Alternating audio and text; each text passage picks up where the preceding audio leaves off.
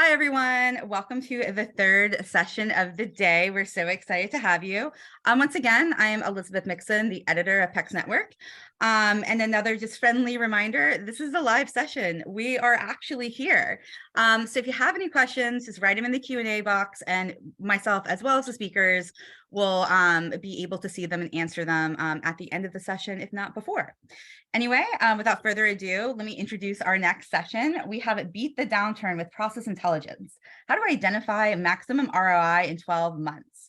Our speakers today are Evan Plemenos, Director of Business Development from Skan, Marcin Clark, Senior Partner, Skan, and Preeti Ramesh, the VP of Customer Success of Skan.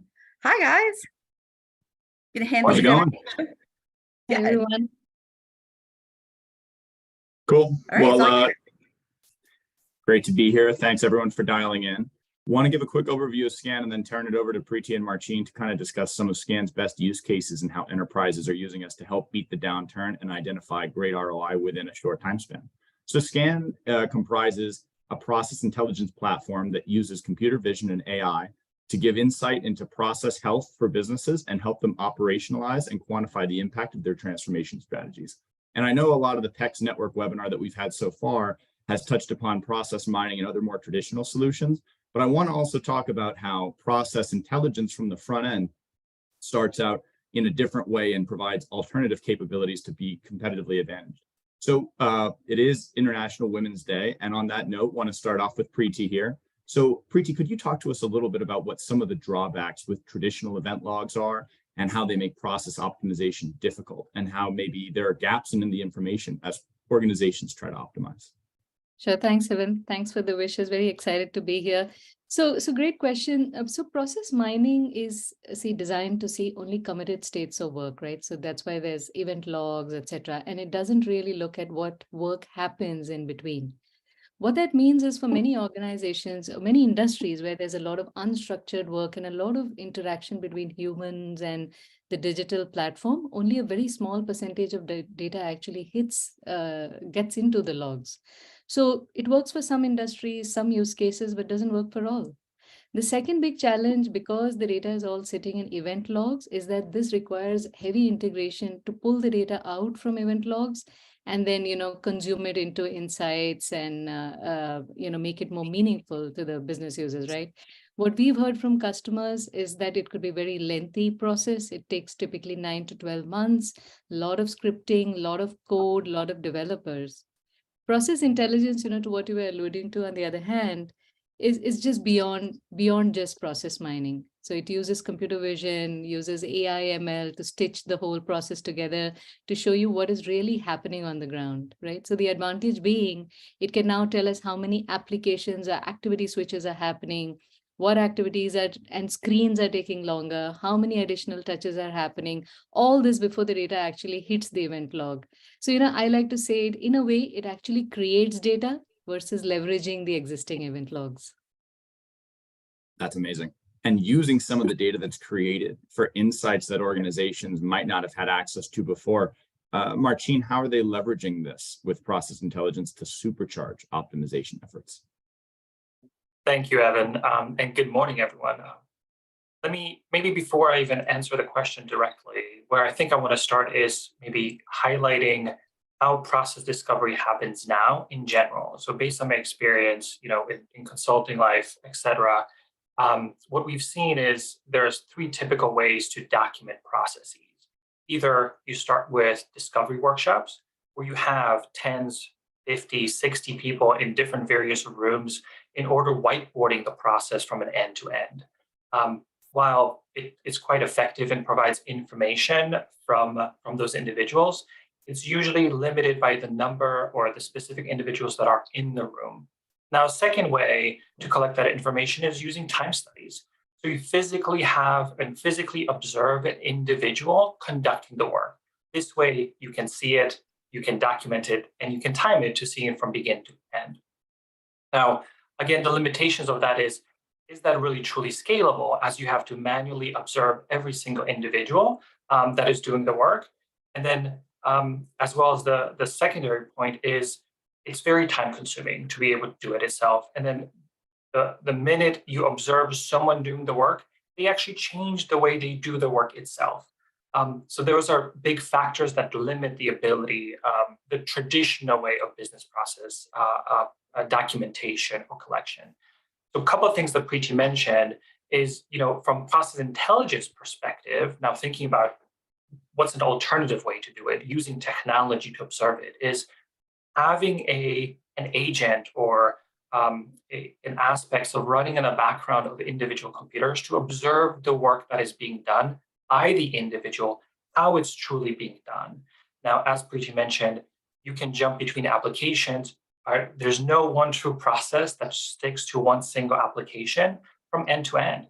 We see numerous number of customers that have 50, 60, 100 of applications, and maybe 10, 15 of them are true process applications. So how do you stitch that without integration? How do you stitch that and connect it using the data that's available to you? It actually brings an example to mind. Just recently working with a customer is we've identified a application that we did not enable to collect the data. We found that into 2 weeks into the process discovery process.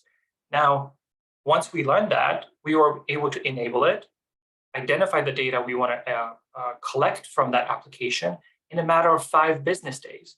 It wasn't a 1 month, 2 month integration exercise. It was enabling it, identifying it, and displaying it.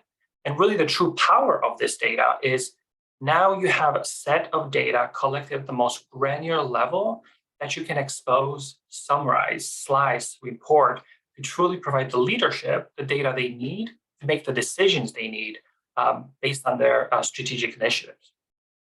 And it sounds like that can essentially be customized to the enterprise's specific goals with the level of granularity and with all of those, new and awesome features and abilities with that granular data. I think we would all love to hear about some of the key use cases amongst some of our clients. So Marcin, I know you have some of the best insurance experience that we have at Skan. Why don't you go first, and then Preeti, if you want to talk about maybe a financial services use case.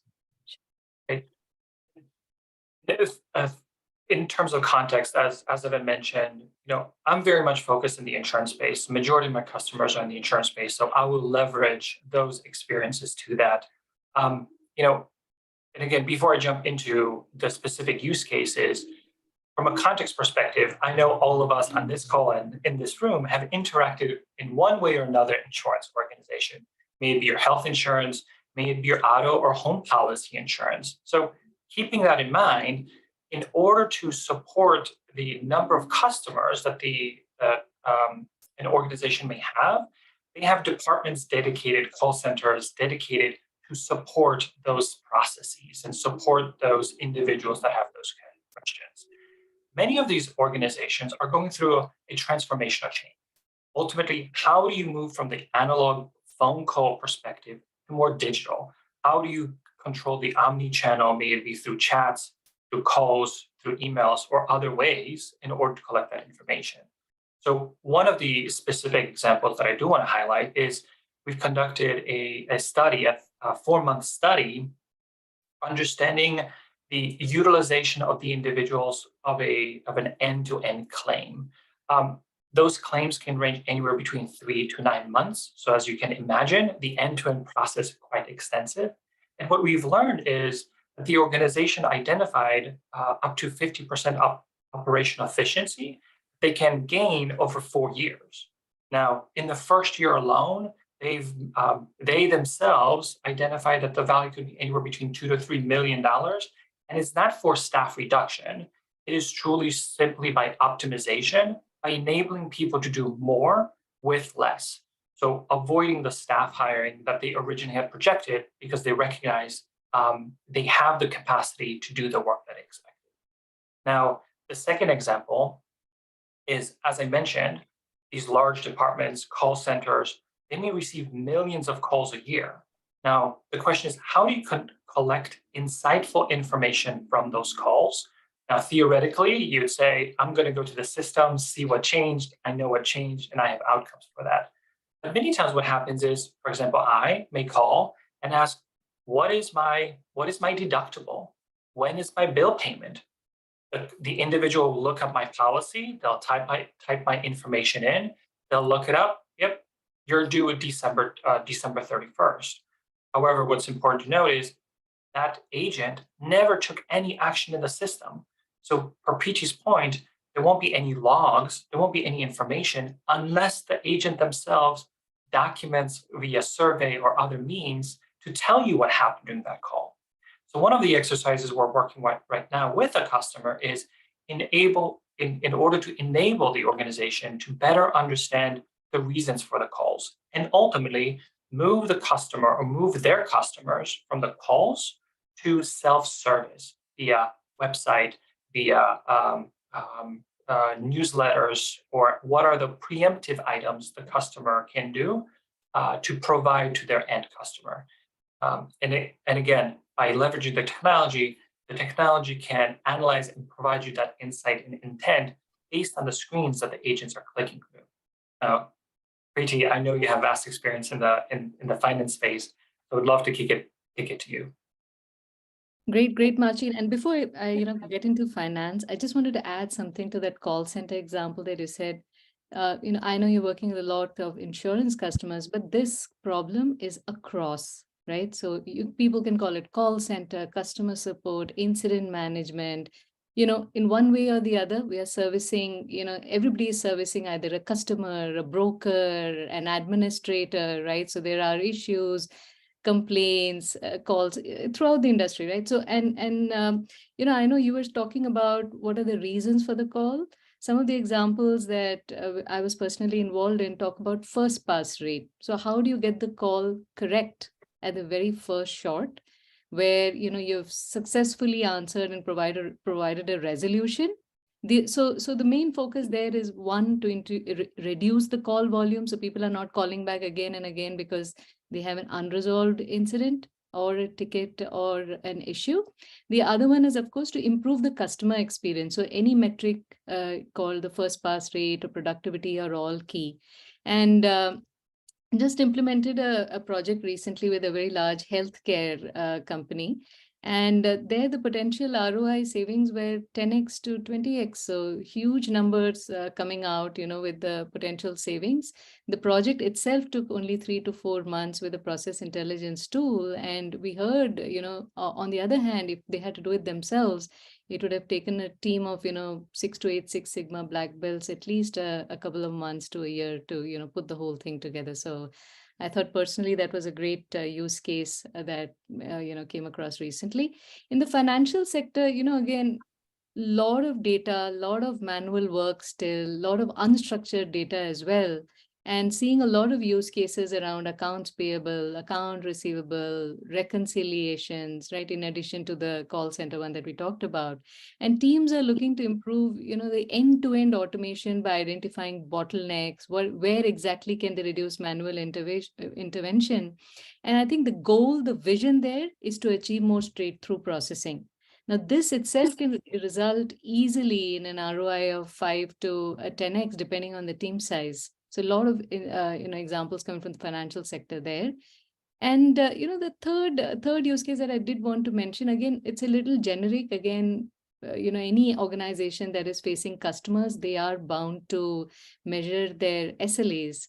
So a lot of use cases coming forward where the customers either don't have any benchmarks for an SLA, they want to create a benchmark, or they have an estimated benchmark and they want to measure themselves against those benchmarks to say, hey, what percentage of my cases are not meeting the benchmarks and why? So this also can have a very direct bearing on any penalties that could be leveraged, or any customer retention, customer experience, NPS scores, CSATs, etc. And they can add up very quickly to hundreds and thousands of dollars and even loss of reputation. Wow. So what we're seeing, if I were to break it down, is the savings within 12 months of millions of dollars of value. And whether that's coming from extracting more value out of an existing workforce or fixed cost, or a reduction in certain aspects in very common front of house type systems and processes, such as claims, customer facing, call centers that a lot of people are dealing with. That's pretty incredible. Yeah. I would say that one thing we've seen in the market a lot is people really doubling down on an automation strategy. I'd imagine a few of our listeners here today on the webinar are considering that. So Preeti, could you continue and talk a little bit about how process intelligence can help inform, support, and bring success to an automation strategy, whether it's in a process or across an enterprise? Sure. And this reminded me very recently, our EVP of Strategy and Customer Transformation, Mr. Vinay Mumigati, he posted an article on LinkedIn and it's titled Achieving Enterprise Automation Success and What is the Roadmap for Achieving the Same. I thought it was extremely timely, good for me, and extremely insightful as he shares, firsthand experience from running huge automation, centers in his Bank of America and LexisNexis days. So I thought that was extremely insightful. People can read up a little more about it. One report that he referred to there by E&Y states that only 30 to 50% of automations actually fail, right? Why? I think it's because of, the hammer and nail approach. Because you have invested so much money, or as a strategy, there's so much money being invested in automation tools, left, right, and center. So now you actually have to look for a project to actually make use of the tool, right? So it's become like the hammer and nail approach. So and there are so many out there, the RPAs, the chatbots, AI, ML, etc. So which one to apply? But I think the more important question is whether to apply one at all or no. Right? So how do we know that? To identify that, I think it's very important to use a process intelligence tool, which are very focused on what I would call automation discovery, right? So they give an end-to-end view of what is the current state process, analyze the KPIs, the bottleneck, patterns. So it gives a more holistic picture to see exactly which area needs an automation tool, if so, which one. And sometimes you may not even need a tool. It could be a simple change in user behavior, or a small integration piece of code in between somewhere, right? So I think that's very important. And again, to share a very first-hand experience story working with a large transformation automation team in the insurance healthcare space. So luckily, what happened for us is we were working on two processes side by side. And what we found out was, obviously, the aim again was we wanted to deploy RPAs. We were trying to look for opportunities where RPAs could be deployed. But when we compared the two processes, one of them clearly showed such a huge degree of variation that applying any bot there, would have just resulted in a technical debt. It wouldn't have solved any big problem there because there was just too much variation in the process. Whereas the other one, we could clearly see that 60-70% of the cases were following a common path. So, there is at least, if there was an automation deployed there, it would have resulted in bang for the buck, or it would have made a significant impact, right? So I think that is very important to understand that before we actually, and, let me rephrase it and say, simply put, I think it has to be a 3-step process where you first define, then you standardize, then scale, and move forward with what automation you want to apply. And with continuous observation, we can actually measure and quantify the impact of those initiatives. So when you're redesigning, standardizing, and then scaling, you're maximizing the impact of the ROI on your investment for automation. Right. That's awesome. And then Marcin, could you tell us a little bit about how continuous observation not only helps us with understanding the process and that redesign and implementation Preeti spoke about, but also quantifies your ROI and make sure those gains are carried forward into perpetuity with the process? Sure, and maybe I'll tackle also two questions. I'm seeing a question around, a little bit more around how our technology works and operates, and I think this is going to weave in a little bit to the question itself.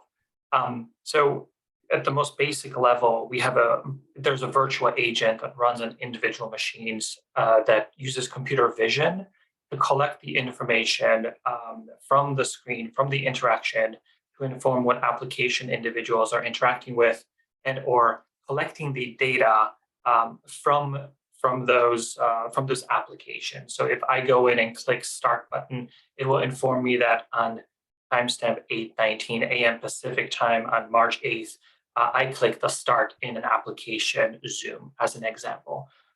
So then when I switch between different applications, our customers are able to leverage and decide which applications they want to observe, to recognize which are part of the process.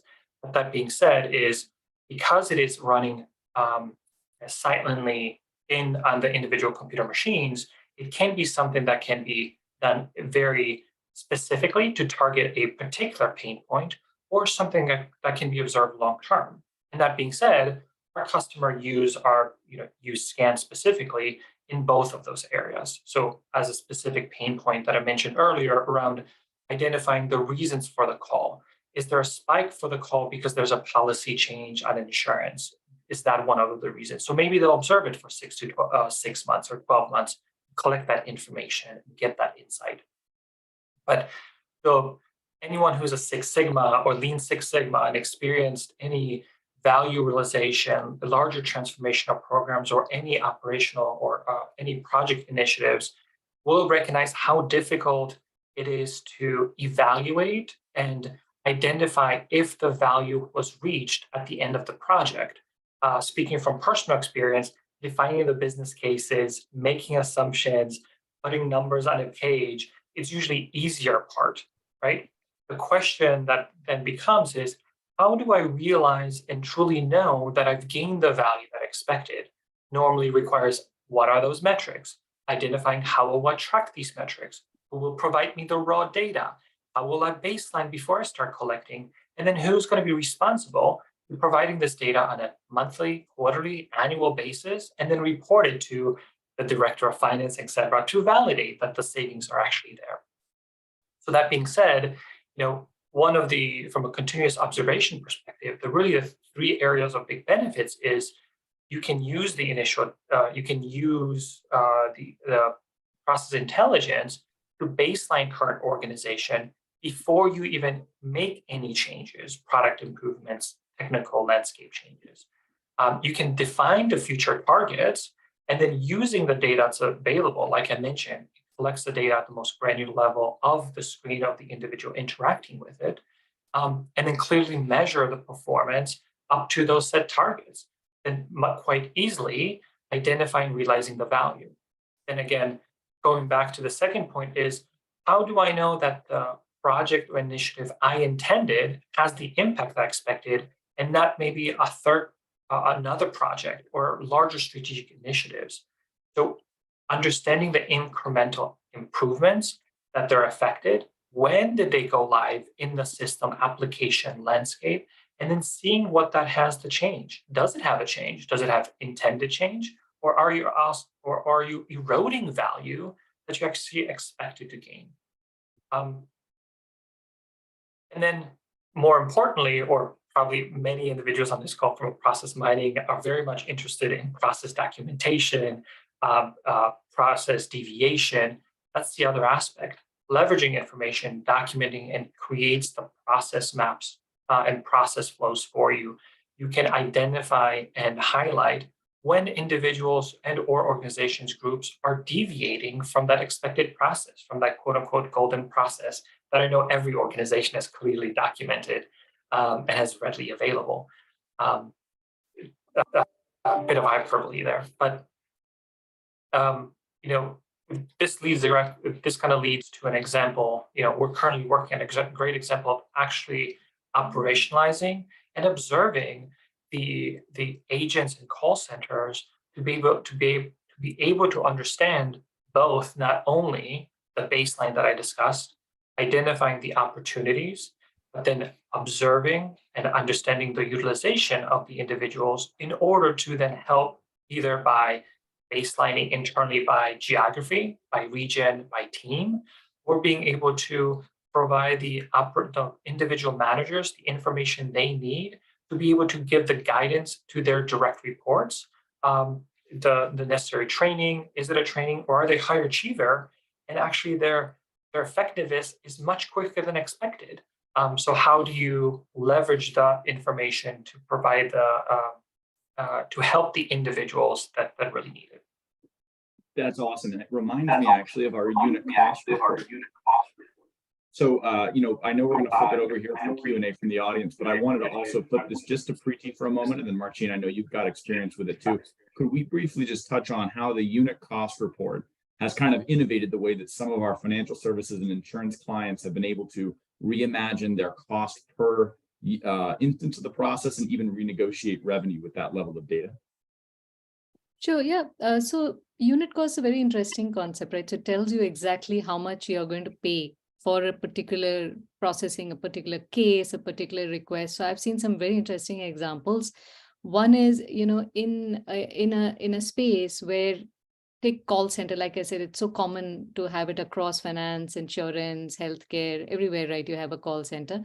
So when you see what is the cost of a claim, you can have certain types of calls that are more expensive and don't meet your benchmark, right? So for example, you can say, hey, every time they call about account balances, it's very easy, but every time they have an issue with the website or the portal, it takes much longer to process. Now, lot of large companies are regionally distributed. So there is a lot of difference in the cost structure, the labor cost itself. So we were discussing and with the execs that is it prudent to have sort of an optimization to say, hey, where can I send my higher cost claims, right? Which by nature take a lot of time. Can we send it to to a region which has a lower cost of processing, or a lower cost of application turnaround time, right? So that was one example. The other example is, say, even when customers call and they're expecting a service, some customers are using some outdated systems or disconnected systems as compared to the others who've probably moved on to more modern ways of interacting with the call center. So is there an incentive, or can you put something into the premium plan or the kind of service that they leverage to say, hey, if you come this route, it's going to be a little more expensive. The annual cost is going to be higher as compared to if you start basically incentivizing them to move to a place where you can then control the costs of your work. So these were two very interesting examples that I'd come across recently. Maybe if adding a little bit to that, Preeti, so another example that we see is anytime a health insurance organization may bring on a new customer. So from a business to business contracting perspective and interaction, many of those contracts have certain stipulations that the services will be paid based on number of calls or incidences, or managed of the number of employees that organization has. So one of the pieces is, again, this goes back to, there are a set of assumptions of understanding how much will the customer be billed, or how much will the customer be charged for those services. What this enables is, by being able to have the unit cost and really understanding, well, how much does this claim have cost me from a individual operator perspective to maintain and manage, I can now roll up to information from individual claim to a set of claims to a group of claims, and now I can understand it. Is it based on an employer or based on the company that the company serves as a customer, or is it based on a regional, or is it based on an internal problem that needs to be fixed? But really, from a unit cost perspective, what it drives and helps saying, hey, customer A, there's actually more incidences than we expected, or there are more items that occurred than expected per contractual obligations. We need to have a conversation. And here's the data to saying why we want to rediscuss it. So it really opens up transparency and able to have smart conversations, not just on not based on a set of assumptions that may be inaccurate. Sure. Interesting. Oops. Sorry, a little problem with my video here. All right, guys, we only have about 1 minute left. So I did just want to throw out the, at least one audience question. So what are the main differences between process mining and process intelligence, specifically related to the implementation of those two approaches? Preeti, do you want to go with that? Yeah, I can take that. That was my first topic, but just to explain a bit more. So process intelligence is beyond just process mining, where we were trying to say that it's not just talking about event logs. It's beyond taking data from event log. It's sort of a hybrid, I would like to say, between collecting data with the digital interactions that's happening between the human and the technology, plus the data that could be coming from some of the logs. So it's a hybrid of both models put together well. A hybrid model of task and process mining, which has been well put together, is what I would call process intelligence. Fantastic. I just want to close briefly by thanking everyone for attending, listening in. Hope it was interesting and informative. And our contact information is here on the screen that Elizabeth is displaying. We have plenty of, decks and materials we'd love to send out. We have Vinay's article that was mentioned earlier. Happy to send a link to that. And always happy to get in touch and discuss what challenges you're facing and maybe show a demo as to how we might be able to support you. So thanks again, folks. Absolutely. Thanks everyone for attending. The next session is maximizing efficiency through process mining and intelligent automation in life sciences. And we have a couple of speakers from AstraZeneca here to present. But otherwise, thank you so much for attending, and please do get in touch with the folks from Skan AI. They would love to meet you. Thanks, guys. Thanks, everyone. Thanks again. All the best.